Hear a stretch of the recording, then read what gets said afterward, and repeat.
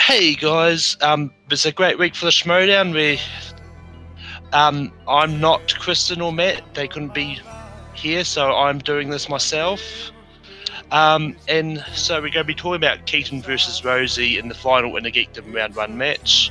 Funhouse versus Kind of Funny, and Mance versus Bateman, plus a bunch of news that dropped as well.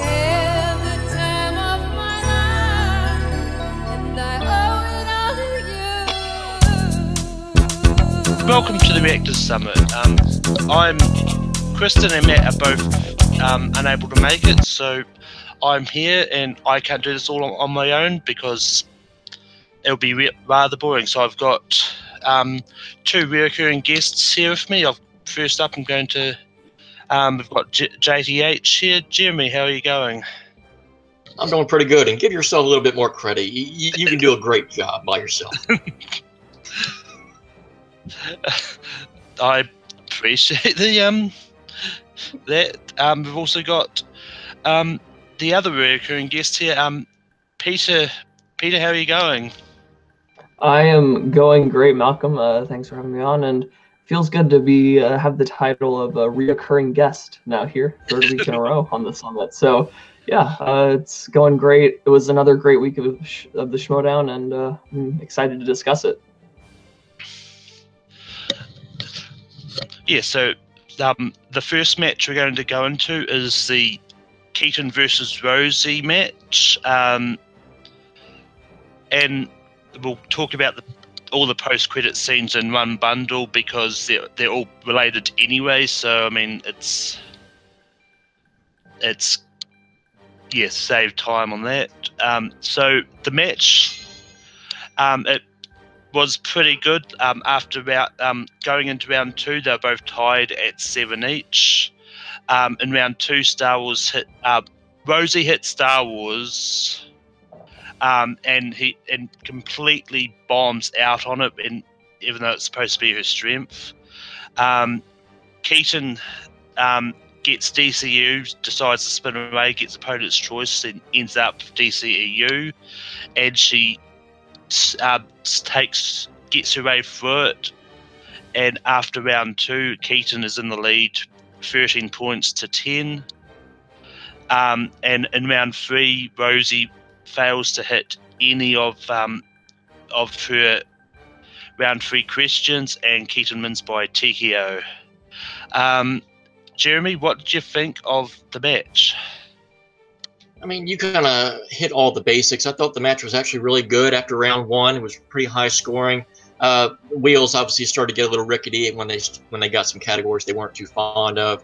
And yeah, round 3, Rosie really struggled and led to something that I didn't really appreciate as a fan, and I think I speak for a lot of people when this was brought up. I brought this up on the Master Post, and it got a lot of support, and I'll say it here.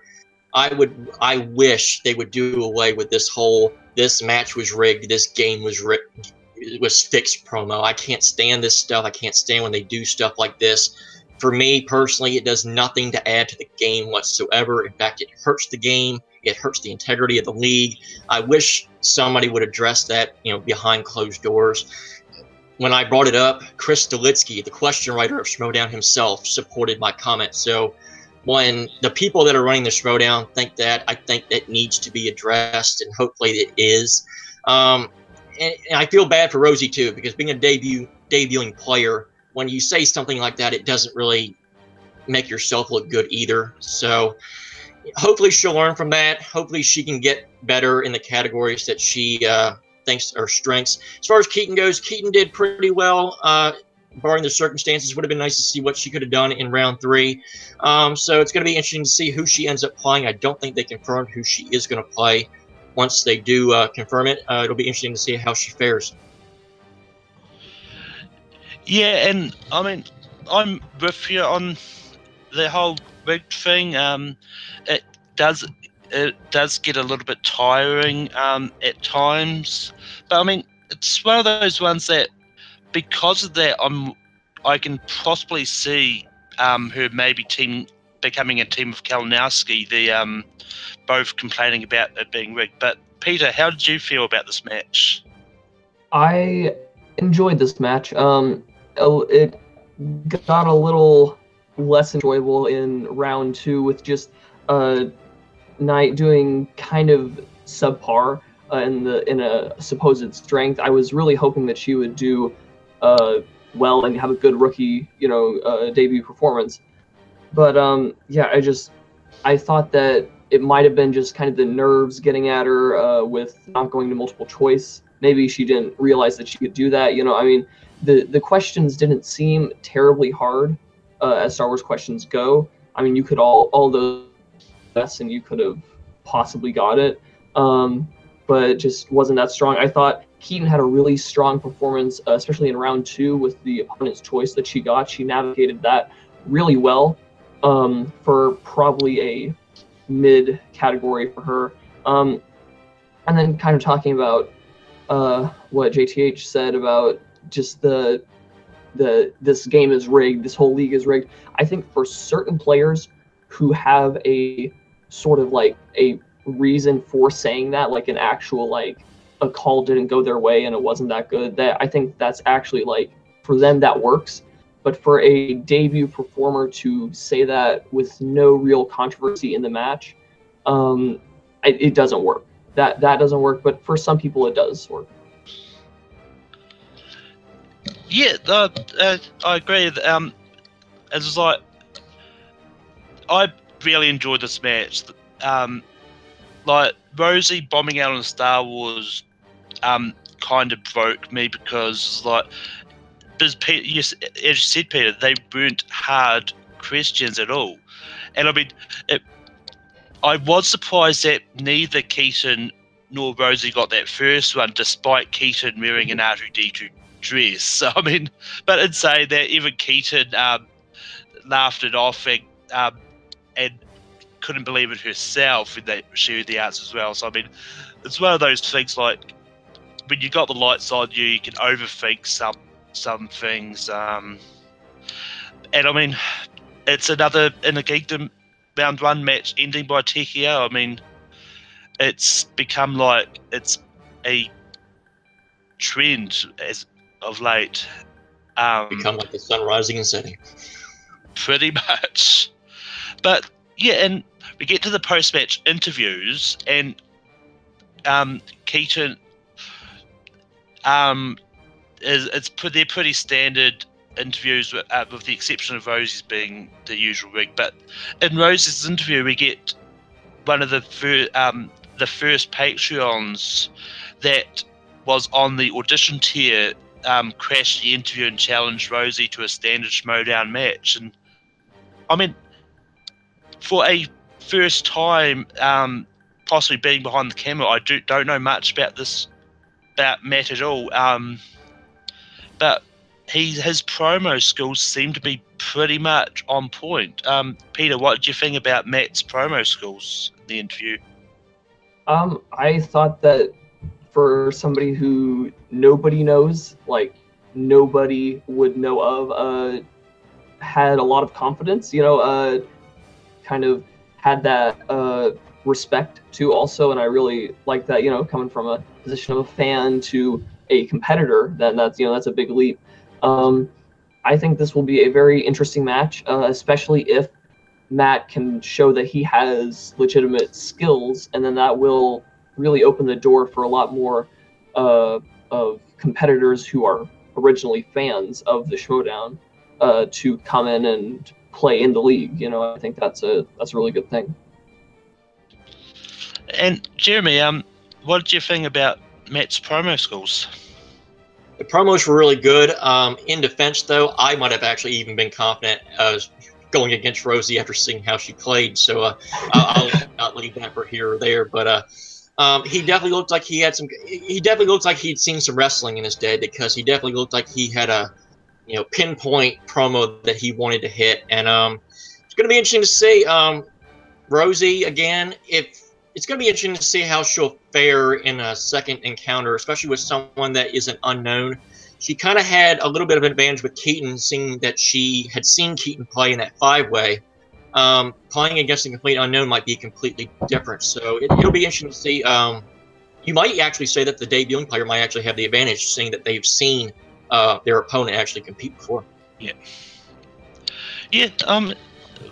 Yeah. I mean, that's the thing. Like, based on the performance, like, of course you're going to feel confident going in, but then again, it's like Rosie might have some hidden strengths in like general movie trivia, because I don't think this is going to be in a geekdom match. That it's going to be just, I think it's a general one, but it's one of those ones like you see in the geekdom going to movies and do well, like Jason Inman did when he did his first foray into normal singles. But yeah, now throughout this match, they were saying that Keaton was going to face Emma 5 in round 2, but then Christian makes a point of making a post in the Facebook page that that it might not be the case, because he said that the only round 2 matches that are locked in is Rachel versus Zipper and Donica versus Kalinowski. So Jeremy, who would you like to see Keaton face in round 2? Honestly, I would probably like to just see the matches that we thought were going to happen. I think Keaton and Emma would actually be a pretty interesting match, since they kind of have the same strengths. They both like Harry Potter. They both like Lord of the Rings. So it would kind of be just a case of who gets what in round 2, and I think that's pretty much a coin flip. And as far as that, Adam Hlavik and Knopic, I think might be the potential best match of round 2. So I think that's kind of the main reason why I want to see that match. Adam had a really good showing against Hector Navarro. I think he kind of surprised some people. So I would like to see how he would fare against another big tier player. Yeah, I mean, that's the thing. Peter, who would you like to see in round 2? Out of the people that haven't been confirmed. I think for Matt, I really do think. Yeah, I mean, I'd probably like to see the matches that are that we think are locked in too, because Keaton versus Emma will be a very good match, and it'll be interesting to see who outdoes who gets Harry Potter first. But knowing Kalinowski, he's probably going to change it up and put both Keaton and Emma against Adam and Mara, who are probably the more stronger ones, to try and give himself a very hard, big match later on, or he's going to go for the easy route. So, I mean, we don't really know. Now, before and after both these matches this week, we had the pretty much storyline of the whole Star Wars match changing. So we had in this one we had Emma going into Fad's office going, look, Sam can't compete, and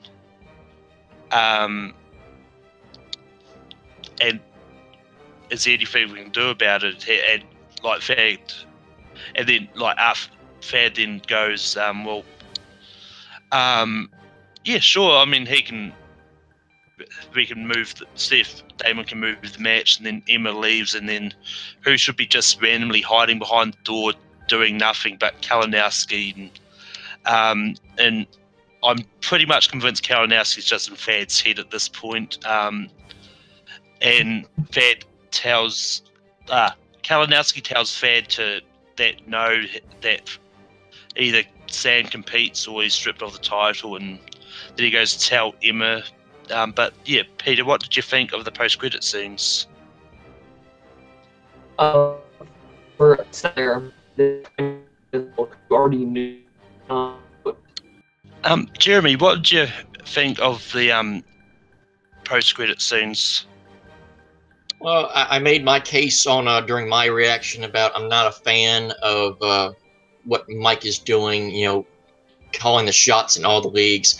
And then you might recall on the Facebook page a couple of days ago, Christian made a comment about some reactor made a comment about that. So, yeah, I guess who he was referring to. He was talking about me. So, yeah, that led actually to a cool little behind-the-scenes chat I actually had with Christian. So I actually gained a little bit of insight behind the scenes of what potentially is going on. So I don't know how much I can actually say about what may potentially happen. All I will say, I'll keep the kayfabe here and stay in character. Just not a fan of Mike calling the shots. You know, I had no problem with him calling the shots in the Inner Geekdom stuff because obviously he made the tournament, so that makes sense. And I know people brought up, you know, stuff about, well, he's, you know, going after, you know, the celebrity stuff and all that. But my response to that is there's still no reason why he should care who's the Star Wars champion. He's not going after the title himself. He's got no comrade who's going after the title either. So it's like, to me, why would he care about who's the Star Wars champion or not? That's the thing that just makes me scratch my head about it. So, yeah, kayfabe, I'm not a fan, although I do know what's about to happen. So I'll just leave it at that. Yeah. So, yeah, those post-credit scenes were really interesting. I'll go to Peter. Peter, what did you think of the post-credit scenes? I really enjoyed them. I liked that they were at the beginning kind of throwing off the people who already knew what was going to happen, you know, with Thad saying that, yeah, we'll reschedule the match, we'll get it to work, you know, it's all right, we can schedule it for after Collision. And then Kalinowski coming out of nowhere and just telling Thad, no, this is the way it's going to be. And you were going to tell Emma that if Whitwer isn't there to compete, that he's going to be out and Damon's going to be in. And yeah, I really like that Kalinowski is having an influence over other leagues besides the Inner Geekdom League. You know, it seems like he would want to take out all of the corruption in the league and not just in one division of the entire Schmoedown. All right, now we move on to Friday. We've got two matches here. We've got the first one is the Patreon match from the week before. We've got Funhouse versus Kinda Funny. A lot of these questions were video game centric, which is not surprising considering their backgrounds. After round one, Kinda Funny leads 11-8. In round two, Kinda Funny hits video game movies and gets them all right, or does really well in them anyway. And Funhouse hits Jim Henson movies and does pretty well. And after round two, Kinda Funny is still leading 20 points to 17.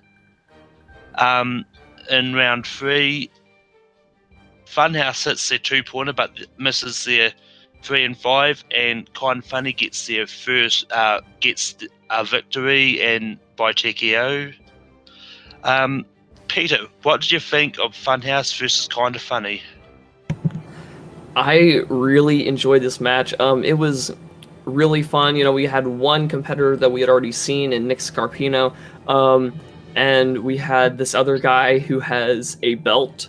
I don't know what the belt is for, probably a video game thing, so that was kind of interesting to see, you know, his partner then taking on more kind of a dominant role in that team, I guess. And just kind of the smack talk and the fun vibe of it was really enjoyable. And I really liked the Jim Henson category that we got to see, and also the video games category that we also got to see. So both teams getting really big strengths of theirs. And I really enjoyed was it Funhouse, I think it was, that got Jim Henson. Yeah.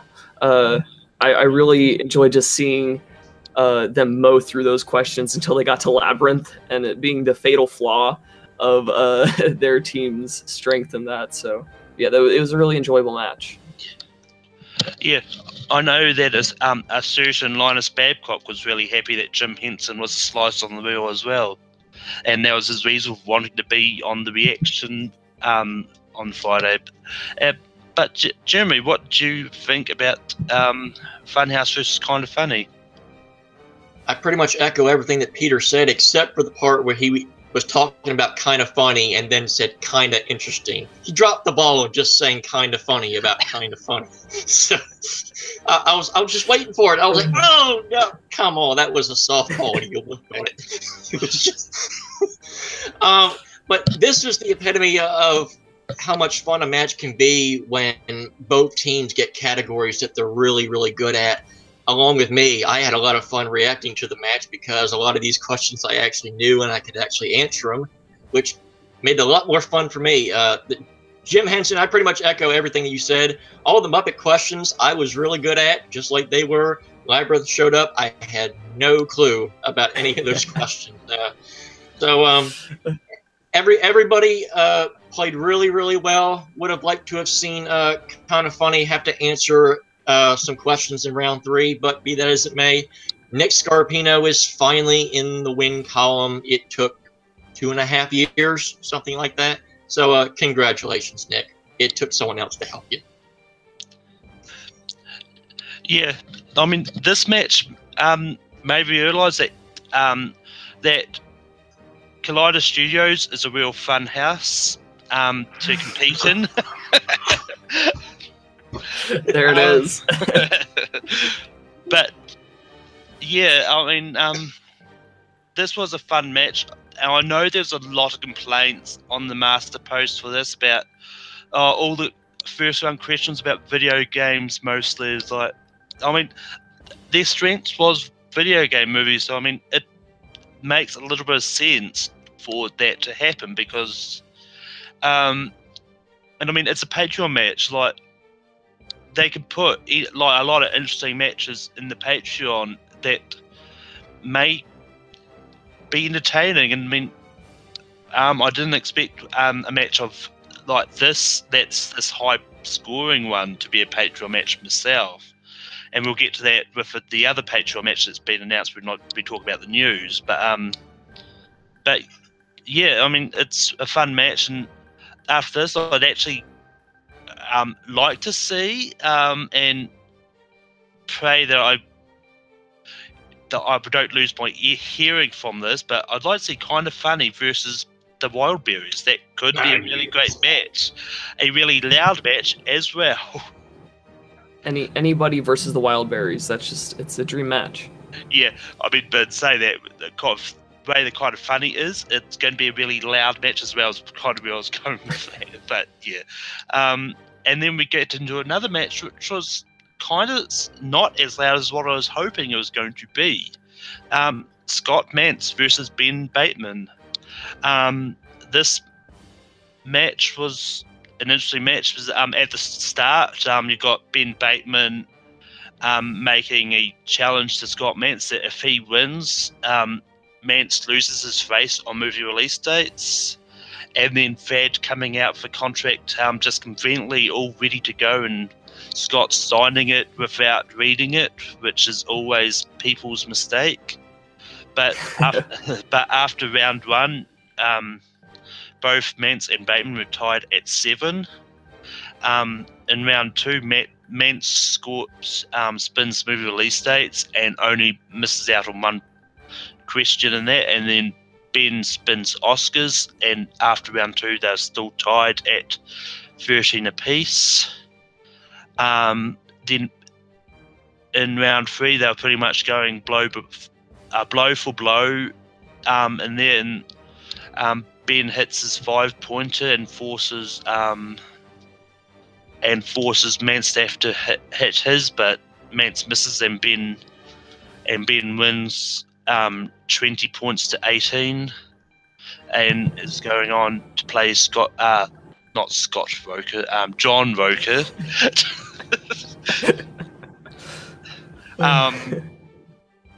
But yeah, Peter, what did you think about Mance versus Bateman? This match broke my heart. If you watch my reaction, which is currently uploading as we speak,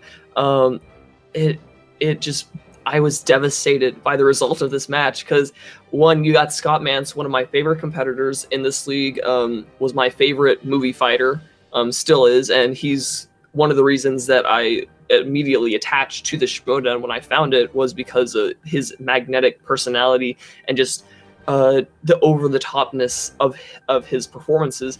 And he was really calm in this match, which I think allowed him to have one of the best matches of his life, if not the best, because he missed 3 questions. And if he would have hit that final 5-pointer, that would have been one of the greatest singles performances ever, having 23 points in a 3-round match. But him losing his face on the movie release dates category wheel slice, that was just sad, because we all know that nobody can handle Scott Mantz on movie release dates. Like, the man is incredible. Like, he knows days, months, and of course years of like almost every movie ever made, and it is incredible to watch him just rattle off these movie release dates. But yeah, so just a sad match, but a great match, a really great match. Yeah, I mean, Scott losing his face on movie release dates broke me as well. I don't know why they just couldn't just add Ben's face to that slice and have 2 people on that slice. But Jeremy, what did you think of that match? It was a great match. I will say this though, because I think one of the weirdest moments ever in Schmoedown happened in this match. In round 2, when Ben hit a spinner's choice and went to Oscars, something happened that I don't think I've ever seen before in Schmoedown. I don't think we'll ever see again. He got a question about, what was Tom Hanks', most recent nomination in terms of acting, and he said Captain Phillips, and they said it was wrong. So then they go to Scott Mantz, and you can tell Scott Mantz also thinks that Captain Phillips was the correct answer. So when he's told that it was wrong, he says something that's more recent. And when they're told what the answer was, I don't think I've ever seen a situation where 2 players, 2 opponents, team up together and vouch there is like, no, that's bullshit. This is the answer. And they were so adamant about it, considering how in character they were, what was at stake, the fact that they suddenly were just like teaming up. No, this is the answer. And then on top of all that, they both ended up being wrong, which is, to me, even weirder. So, to me, because I went back and I watched it over and over again, because it just felt so surreal. It's such a weird moment, because Oscars is kind of a category where that's the only kind of category where something like that would happen. And speaking of Oscars, that 5-pointer that Ben Bateman got for his 5-pointer, that was just an amazing poll. I think he said One Flew Over the Cuckoo's Nest in Silence of the Lambs. I mean, yeah. I don't know how you can even think of the movies that won the Big 5. I mean, I couldn't even tell you what the other one was. The fact that he was even able to name 2 of them is amazing. And yeah, Scott's 5-pointer, I said it in my reaction, that was not a deep cut, that was an amputation. That question was just so ridiculous. I don't know how you can guess that actor from, I think they said the Harry Potter franchise was in that movie. I don't know how you could guess who that actor was. That was just crazy. I think he was, it just broke my heart, just like everybody else here. It was just so sad. Yeah, I actually didn't know that Scott's 5-pointer myself. Just because I really love Narnia, and like it's not like a character. It's you only see him a little bit in the movie, but it's one of those ones like it was Jim Broadbent who was Slughorn in Harry Potter, but yeah, that's what I was going to say, that he was Professor Slughorn. Yep. Yeah, so I mean, it's not like he was only a small role in Harry Potter at all, but it's just one of those things. I mean, sometimes you either know it or you don't. But yeah, I mean, Ben's 5-pointer, it was quite challenging, and I was impressed that he knew it, because like it's one of those ones that, once again, there's a bit of debate on there going, is it really a 5-pointer? Because a lot of people going, oh, it's well-known Oscar history, it shouldn't be a 5-pointer. If it was name one of them, then yeah, it probably would. But I mean, because the third one, it happened that night, was not well known, then you could easily stuff it up, because on the reaction, one of the I think it was Matt thought it was Gone with the Wind. That was the other one that won it. But yeah, you can easily stuff it up if you do the wrong movies. But yeah, but the match, it was a fun match. I mean, it's sad that we potentially might be losing Scott, because he did say that I think he said in his pre-match stuff that if he loses, he might retire. But with a record of 2-5, I mean, it's one that you can't really bounce back from. But if he wants to compete, he can still win, maybe rack up more wins. But yeah, that was the match. Now we're going to move on to the news. And this is one of the things that I'm glad we recorded this later than what we normally do, because otherwise this news would have dropped after we recorded. But Christian announced that the next Patreon match might possibly be the #1 contenders match between Shire Wolves and World's Finest. Now, for a Patreon match, this is an interesting choice because it's got high stakes. I mean, they might be wanting to put it there to get more people to go for the Patreon. But Peter, what did you think about this new Patreon match? I think that it's a good idea, because up until now, I mean, the matches have been fun, really fun matches, but low stakes. And I think that a match like this would possibly get somebody like myself, who currently doesn't have enough money to support them at $5 a month, to maybe chill out, you know, a couple months a year, the $5, instead of just doing the 1 or 2 or 3 tier that a lot of people do, you know. And so I think that that is a good incentive, and I really like that it's kind of like the live event where you have these big matches, and then you have people knowing about them a week prior to them actually dropping, so everybody who has seen it is like just waiting for everybody to react to it and see the awesomeness that happened in the match. So I mean, it creates a kind of anticipation to it as well. Yeah, I do get your reasoning for that, Peter. Jeremy, what did you think about this Patreon match news? The first thing that I thought when this match was announced for a Patreon match, because usually the Patreon match, as we saw this Friday, is usually an undercard match to something. So my thought process was, what could the main event possibly be if this is potentially going to be an undercard? And the first thing that came through my mind is potentially the Intergeekdom final in the tournament. That could be potentially what this is. And if that's the case, that's going to be pretty crazy for a Schmoedown. A #1 contender team match and the Intergeekdom #1 contender match, pretty much, because it's the tournament final, which means you could potentially get a double dose of Rachel Cushing, which I have no problem with that whatsoever. Obviously, big-time Shire Wolves fan here, so I'm obviously going to be rooting for Clark and Rachel, and I can't wait to see it. Hopefully they can pull out the victory. Yeah, I mean, it's one of those ones like, yeah, like it will be the undercut. I mean, I think if Rachel does make it into the final, then I don't think it will be the undercut to that. Possibly then they may switch it up, because there will be a title match coming at some stage as well between the winner of Bibbs and Snyder versus Levine. So I mean, that it could be the undercard to that as well. So there'll be another one that makes a lot of sense. I mean, there's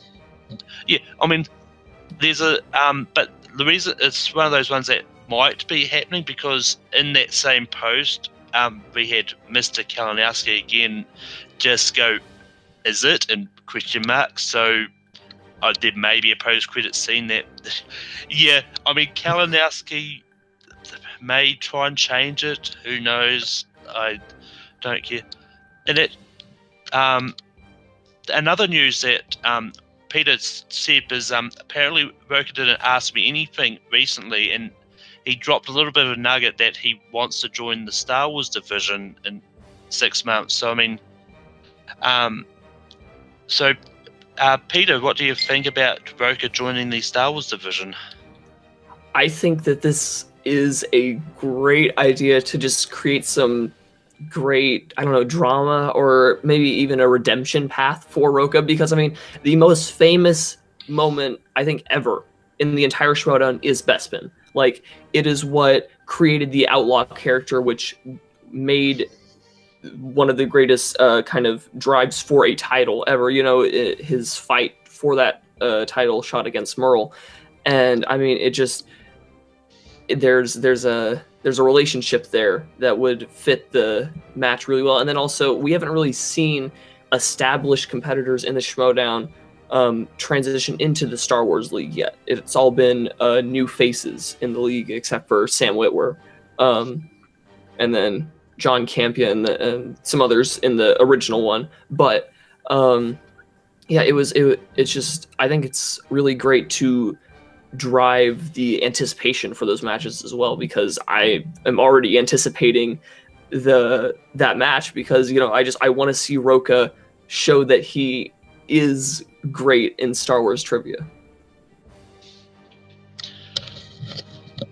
Yeah, that he does know stuff in Star Wars.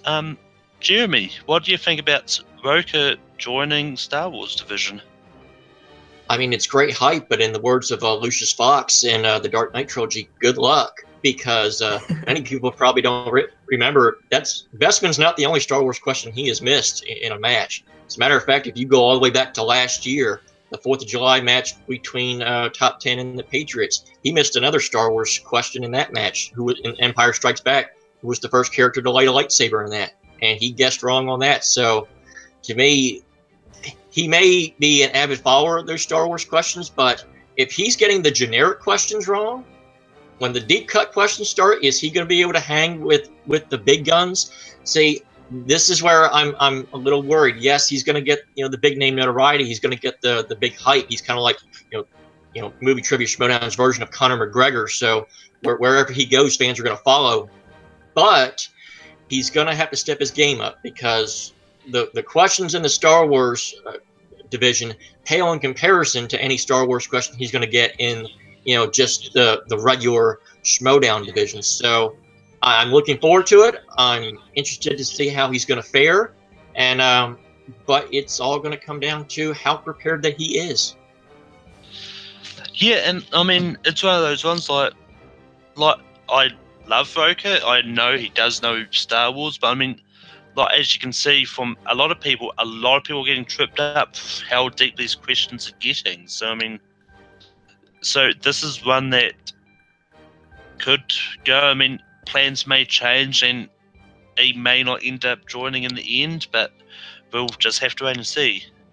Now, we've only got a really quiet week next week. There's not a lot happening. It's just a few small matches. But yeah, obviously we've got on Tuesday we've got Bibiani versus Snyder in a #1 contenders match, and also we've got Collider Collision happening, which with Howard versus Andraco versus Janine, Rachel Cushing versus Eric Zipper in a round 2 match for the Inner Geekdom.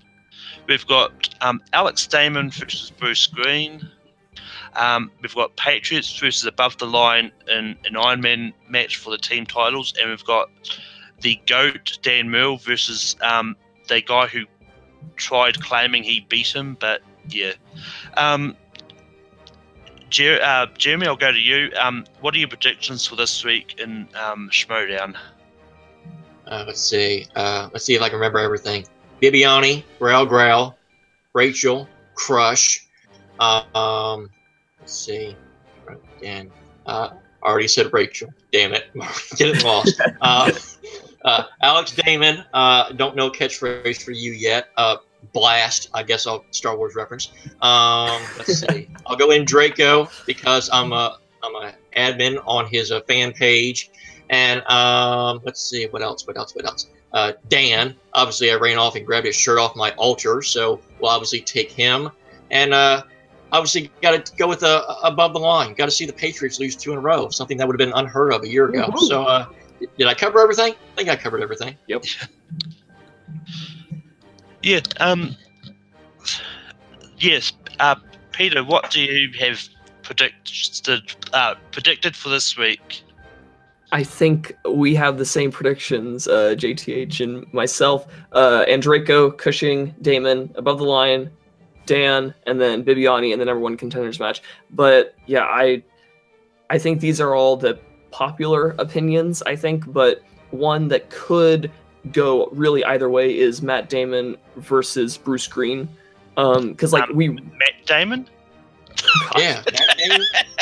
And here I thought you were doing great. And so close, so close. Although I'll admit, that was kind of funny. Oh, wait, no, you like that joke. I mean, you can keep it in if you want. I mean, you just keep going, Peter. Yeah, so I think Matt Damon is going to come in and steamroll the Star Wars division. You know, he just, you know, he has experience in space with the Martian. So I mean, I think he really got it. No, but Alex Damon versus Bruce Green. I mean, we don't know anything about Bruce Green, so maybe I hope that it will be a very close match, because that would be amazing to see this rookie come in and give basically the champion now a run for his money. So I'm so looking forward to next week. It's going to be an amazing week of Schmoedown. Unless, of course, Bruce Green is Mr. Green, then he can just kill Alex Damon in the billiard room with the candlestick.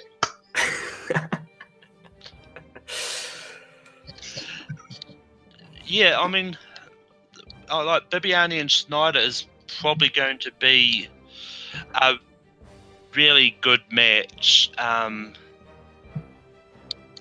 But yeah, I mean, like, I like Jeff and I like Bibbs, but I think Bibiani does have this. I think he deserves to have a chance at the title. Finally, he's been in it for ages. He's constantly high scoring. But yeah, I mean, he deserves it, and I think a match between Bibiani and Levine will be amazing. And yeah, and then with the collision, I'll go through this quickly. But yeah, I think with Howard and Draco Janine, I think and Draco will win, but I'm not going to count out Stacey. I think Stacey and Justice pull off an upset as well. Rachel Cushing, I think, has the Inner Geekdom match in the bag. I mean, as I like Eric, but I don't think he's got enough to take out Rachel, because Rachel's proven she does know Star Trek now as well. With Damon versus Green, I think I don't know Bruce at all. So I'm going to have to go with Alex just based on the number of contenders match alone. Oh, and actually, yeah, I'll go to that. Patriots versus Above the Line. I think Above the Line retains. I mean, it's a 9-man match, so anything can happen. And I mean, I think as much sort of like team action, I think Dan, there's no way Andrew's getting past Dan unless Dan is severely crippled by ring rust. But yeah. Yeah, one thing I did actually forget to mention in the post-credit scenes, it actually shows it's a new Star Wars belt as well. Jeremy, what did you think of the look of the new Star Wars belt?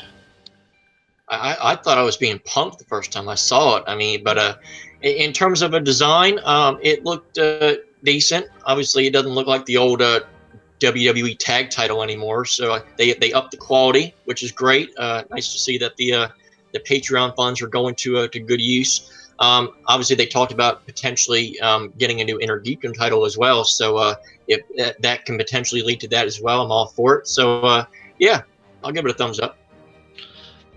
Yeah, Peter, what do you think about the new Inner Geekdom, the new Star Wars title? I really like the design of it. It's a lot different than any belt that we've seen so far. And so I like that it's different. You know, I like the I like the leather. It's nice. Yeah.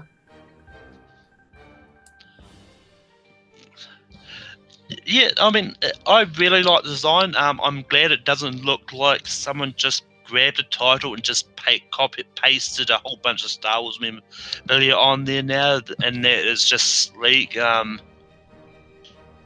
yeah, I mean, it's one of those ones that it looks like a proper title. I mean, I'm actually kind of hoping they don't change the Inner Geekdom belt, because I do like that design and think it's iconic. But I mean, if they have to change it, they have to.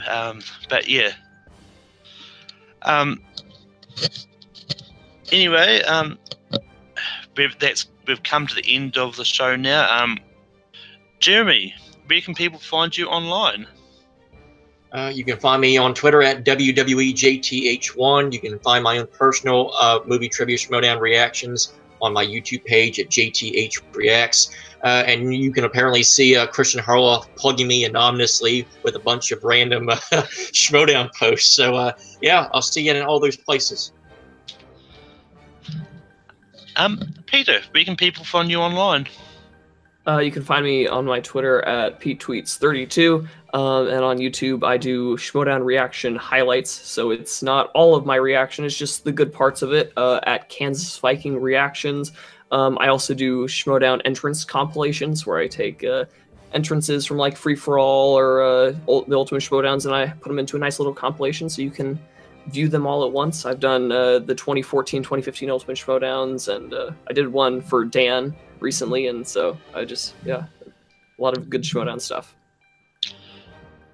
And you can of course find me on Take 3 Productions hosting Rankum, and last night was a great one. We had talked about acting performances in the MCU. There's a lot of fighting going on, and yeah, and you can find me competing in trivia on the Worldwide Movie Games Network, and look out for my team match against the Oncoming Storm coming out this week. And I've also got a triple threat against Michael Campbell and Jake Marangoni coming up as well. Both matches should be a lot of fun. But yeah, and I'm on Twitter, Letterboxd and Stardust at Melkor. And have fun and take care. Beanie Somewhere Rated. Hey guys, what's up, y'all? This is Vinny here with the fantasy update. So, in first place, we got Super Epic X Team with 472 points, even though in real life, Abe's a loser.